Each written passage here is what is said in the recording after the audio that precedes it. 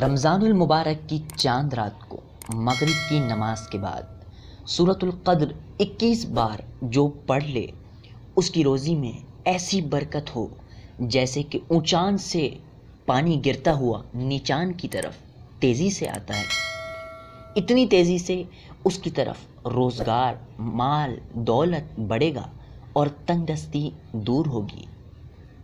سورۃ القدر کی تلاوت سن لیجیے۔ بسم اللہ الرحمن الرحیم، انا انزلناہ فی لیلۃ القدر وما ادراک ما لیلۃ القدر، لیلۃ القدر خیر من الف شہر، تنزل الملائکۃ والروح فیہا بإذن ربہم من کل امر، سلام ہی حتی مطلع الفجر۔